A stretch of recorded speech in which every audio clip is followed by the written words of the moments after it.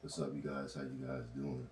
So, right now, this is going to be a vlog on how I feel about the whole Drake versus Kendrick Lamar thing. Um, I'm gonna get really deep into it, and I'm gonna be doing these little vlogs while I'm playing the video game when I get super bored or whatever. Right now, I'm just waiting for my PlayStation to update. I'm playing Ultimate. What is it called? Ultimate Ninja Storm 4 Road to Baruto. Like I've had this game for like 2, 3 years, but I just never played it. So I was like, you know what, I'm gonna play it. And I played it last night and it was kind of fun, bro. Um, I also have the Demon Slayer game, and I'm assuming that they're made by the same person because this game literally looks exactly like that game. There's literally no difference. I would honestly say this one is better because you get way more characters to play with. I feel like the Demon Slayer game is a little more straightforward with how to fight in the game. Um, but yeah, so there's that. But basically, these vlogs are just gonna be me yapping. I'm gonna keep it real with you. I'm just gonna be talking about like other random stuff, but I'll still have like a main topic for you guys to hear me discuss. So when it comes to the whole Drake and Kendrick thing, I'm not gonna lie to you. Me personally, it's like you can say that Kendrick won like lyrically, but Drake's stuff is just a little more catchy to me. I'm not gonna lie. I think what was it, Family? What was the one where you had the van in the video? That little like diss for me personally, like the last 3 minutes to it was so catchy and so memorable. And Drake is almost always going to have just more catchy songs and songs that are gonna get popular way quicker. It just is what it is. And Drake has always been like that. And it just is what it is. And I've been listening to Drake since I was around like 4 or 5 years old. I remember back when I was around 13 is when I was like really listening to him. You know, I remember listening to like this burnt CD that my mom had got. I don't even remember where she got it from, but there was like this burnt CD I had. The CD had some of y'all might be too young to even know what a burnt CD is. But basically a burnt CD is like gray and they download the music off of the internet.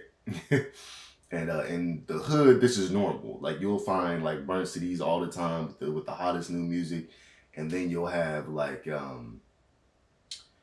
people who will have burnt movies. So it'll be like you'll have a dude walking around in the hood, and he'll have the newest movies, and it'll be in a DVD, and it'll be in a small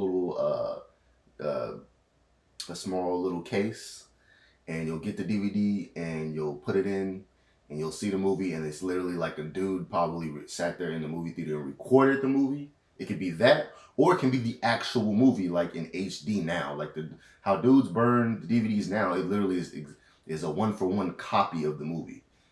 Um, it's also funny because I remember back when I was younger, I remember going to like this. I believe it was San Francisco, where we went to like an aquarium, and there was literally a guy selling fake DVDs or whatever. I remember that as a kid, and I always remember thinking that was interesting. I wonder if I'm the only person who thinks this, but I always find burnt CDs or like fake stuff, or unlicensed stuff or knockoff stuff. I always find that way more interesting than the real stuff. Like for example, I have a knockoff Mew backpack. Matter of fact, I kind of want to show you guys that. Hold on, it's a vlog, so y'all just gonna see me walking around and stuff. Hold on. It's funny too because I bought my sister a knockoff. Hold on. I bought my sister a knockoff Squirtle too that she still has. But yeah, I literally have this super cute knockoff Mew toy, bro. Like, isn't this cool as hell? Well, not toy, but backpack. I mean, I still classify it basically as a toy, but it's just cool because it's literally a Mew backpack, bro. Yeah, literally, I gotta make. I'm a big dude now. I think it used to fit when I was smaller, but yeah.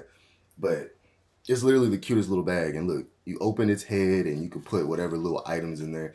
It ain't really enough room for anything big, but you could put like little stuff inside of inside of his head. Like it really is like you would pretty much. I don't even think you'd have any room to put anything in here besides maybe like couple of dollars. It's basically like a giant wallet.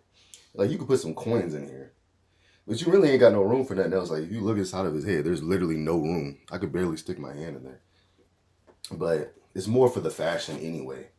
Like I could see like a girl buying this and wearing it. It says Pokemon gotta catch them all on the top.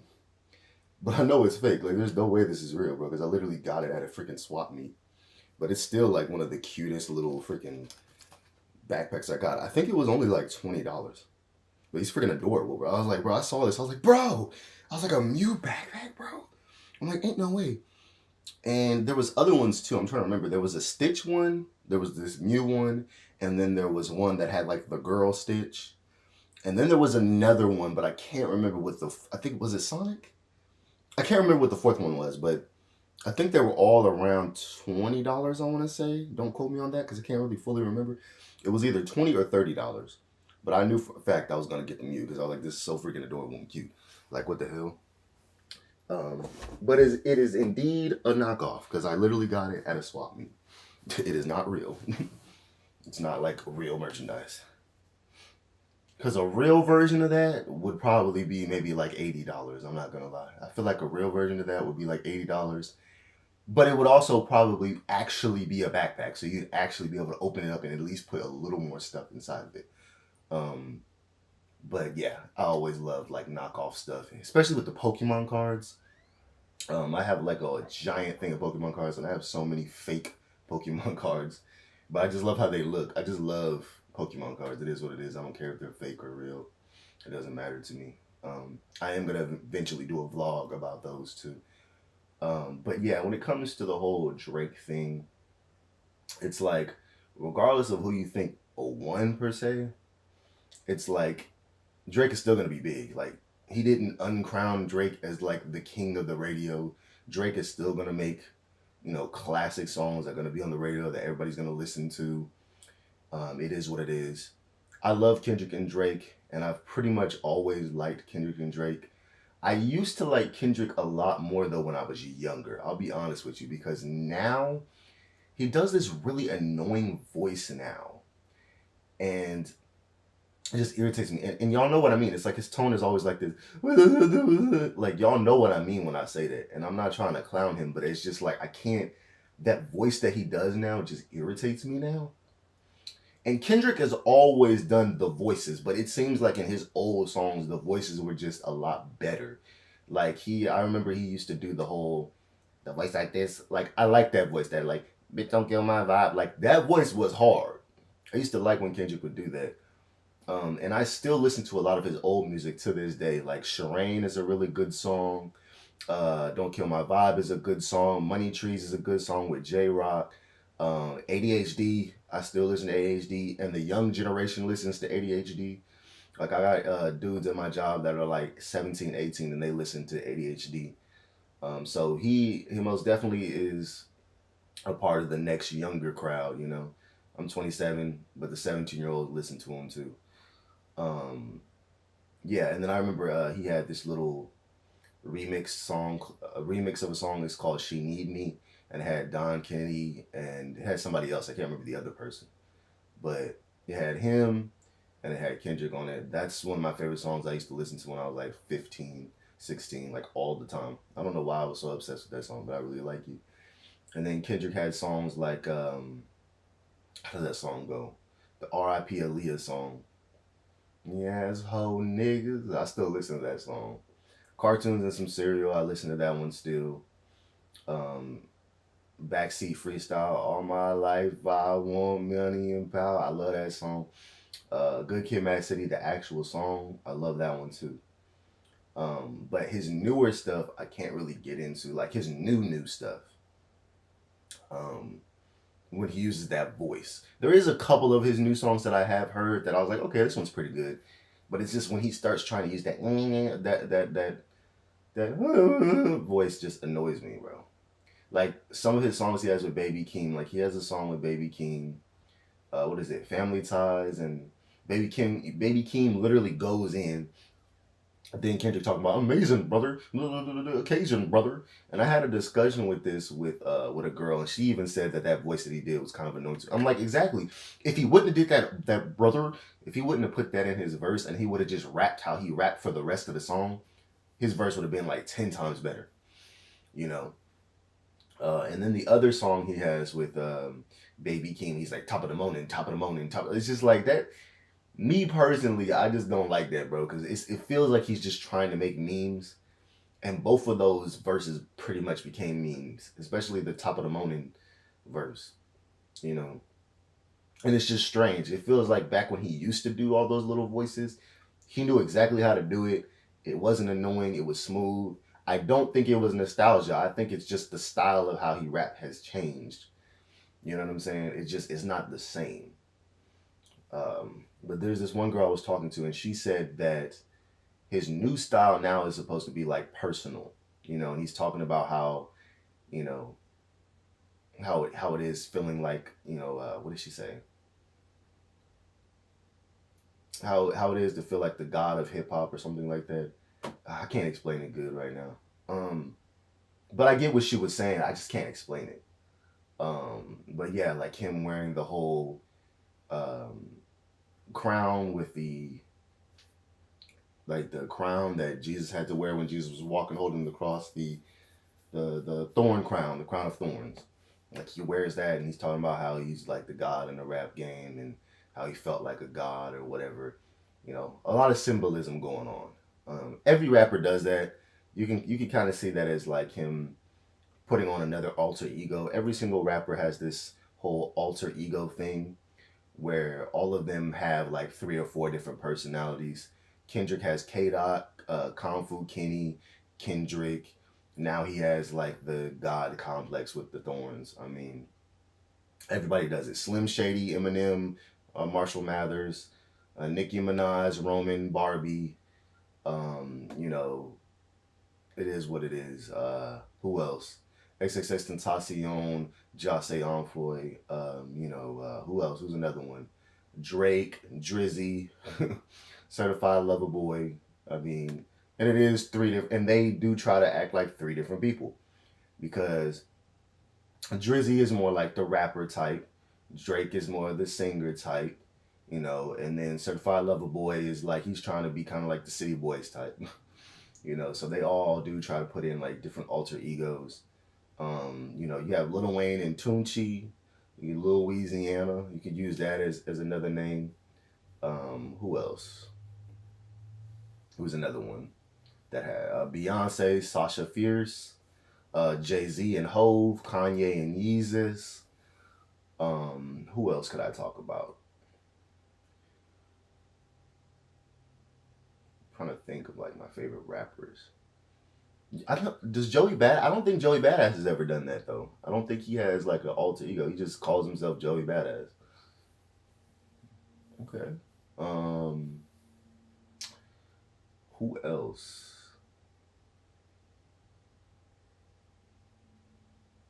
Snoop Dogg is just Snoop. Well, I guess Snoop Lion that counts. The Snoop Lion, even though he doesn't do it no more.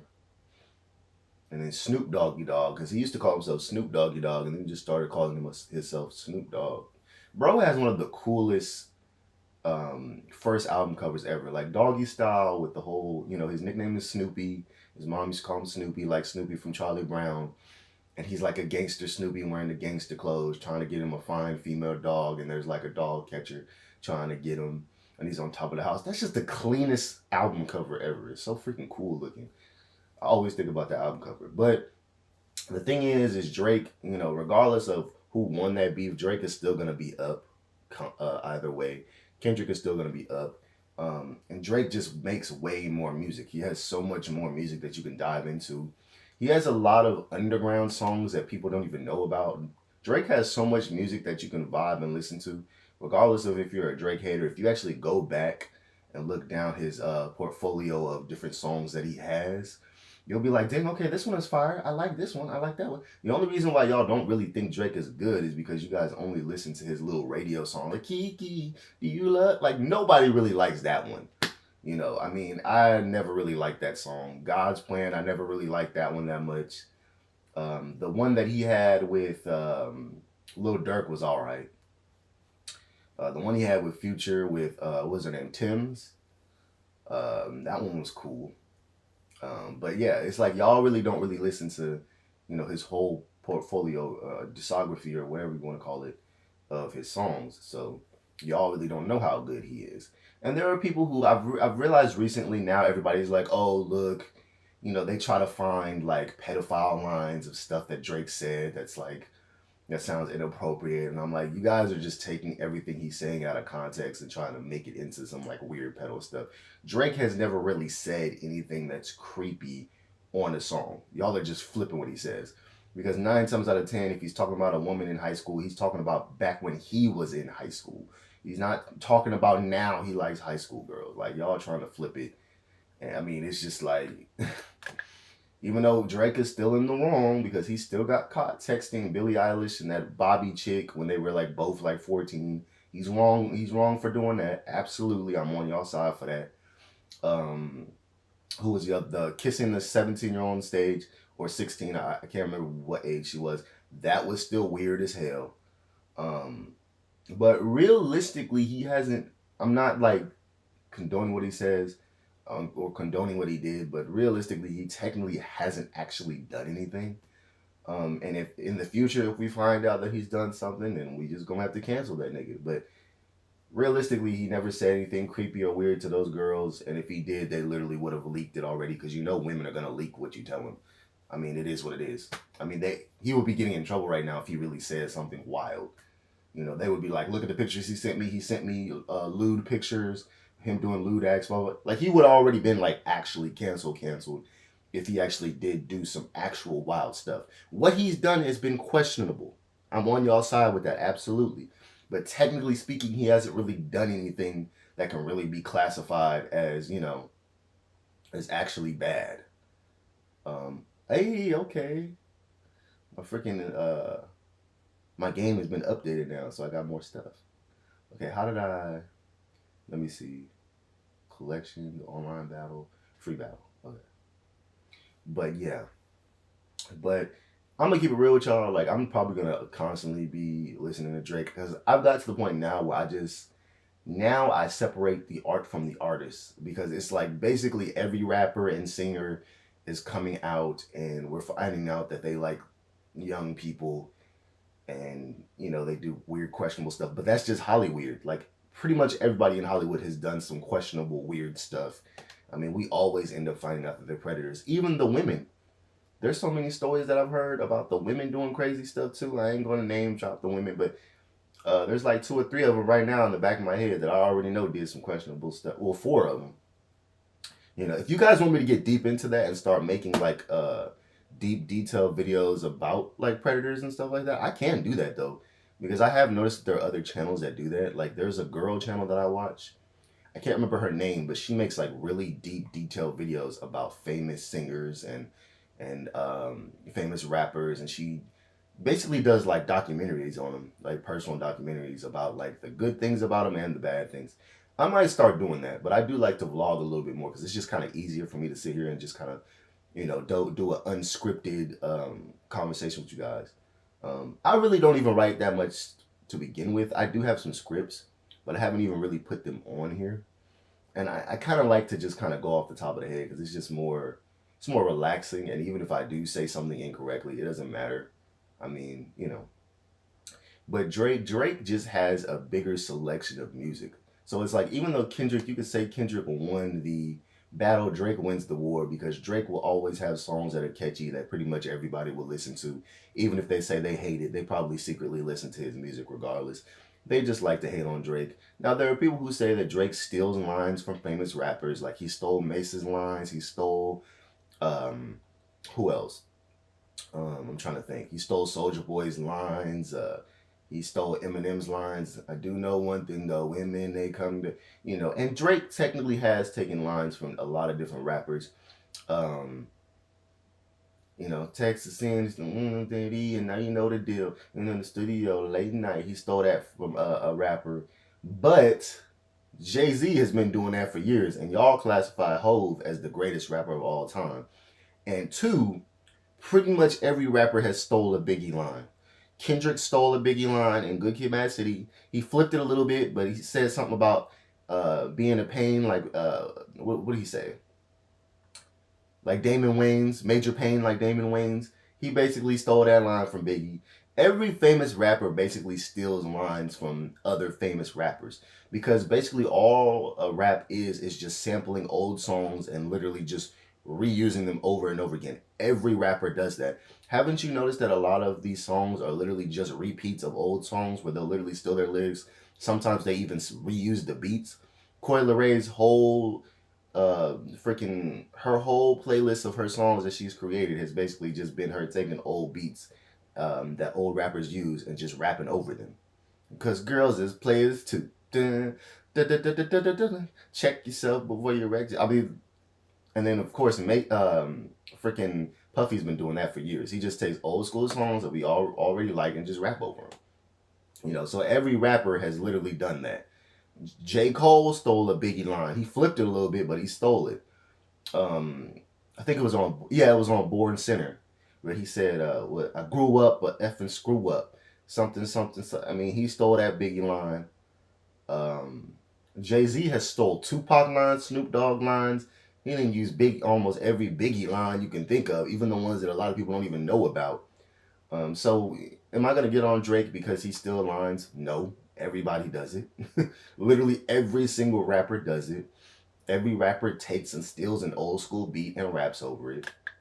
Every rapper at least will take half of a line from an old rapper and try to flip it and make it sound cool.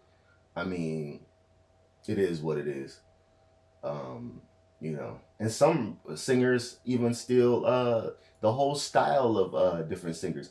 I mean, The Weeknd basically just sings like Michael Jackson. He's just like he's like a cyberpunk version of Michael Jackson, right? I mean, and I'm not saying that The Weeknd ain't talented. I love The Weeknd, but I'm just saying he literally steals Michael Jackson's whole style and sings like Michael Jackson. I mean, and we still love him.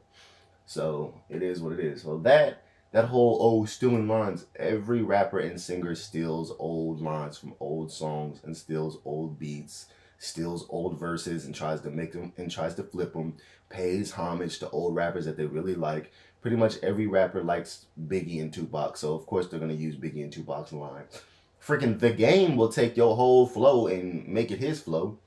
I mean, there was one song with The Game where he literally just took Kendrick Lamar's flow and just copied the whole flow and rapped over it. Rest in peace. Even Nipsey. Nipsey took Hard Knock Life and made his own song out of it. He got permission from Jay-Z. But I'm just saying, that's just an example of how rappers literally will take other rappers' stuff and just use it. A lot of Jay-Z's music, he just takes old 70s and 80s songs and uses the little kid samples from and just use those songs. I do anything for you. It's the hard knock life for us. I mean, that's all Jay-Z does. I love his songs though. I don't care how much bro steals lyrics. Like, I'm still gonna listen to Jay-Z songs if they're like timeless. You know, Forever Young. That song is hard. But yeah, I got 99 Problems in a Chain One. He stole that from freaking Ice-T. I mean, I'm a real hip hop head, so I know who stole from who 9 times out of 10. Even with my brain fog, I still can remember that because I was really stuck on rap music when I was like 15, 16. I used to listen to so many rappers and singers. You know, Big L, Big E, Tupac, Brother Lynch Hung, Big Daddy Kane, Rakim, and Eric B. I mean, you know, pretty much everybody you could think of. KRS-One, Nas, AZ, Jay-Z, Razzcast, Mobb Deep. Who else could y'all think of? Who's another one?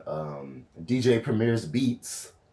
I used to listen to Lil Wayne all the time. Look, there's a black dude online. I'm gonna end the vlog in like a minute because I don't want my phone to get full because it'll get full and then I have to delete stuff or whatever. There was what was I about to say? There was a guy on YouTube. He was talking about rappers and how he doesn't really like new rappers. He was talking about how he doesn't like Lil Wayne. He doesn't like Kendrick. He doesn't like J. Cole. He thinks that Tyler Creator is trash. And I was like, whoa. I was like, hold on, bro. We ain't about to disrespect Lil Wayne. If you think them other ones are trash, that's fine. Because I can kind of see where he's coming from. Like he said, J. Cole's flow is boring. Even though I love J. Cole and he's one of my favorite rappers, I can kind of see where you're coming from when you say his flow is too basic and kind of boring. I get what you mean by that. Like I can kind of see that, even though I'm still gonna listen to J. Cole and I love J. Cole. Kendrick, like I said, I'm more into his old music, but I can see how if you're an old head, like you 40, 50, and you think that Kendrick's like little voices he doing is irritating, I can see why that would irritate you, especially now that I'm getting a little bit older. It's like I can't really deal with the annoying voices with certain rappers. It still has to flow good. A good example of the annoying little kid voice thing is Playboy Cardi and Baby King. They do these little kid voice thingies, like they do that with like their flow, and it just sounds good. They know how to use it. Honestly, Baby Keem and Playboy Cardi should make a song together.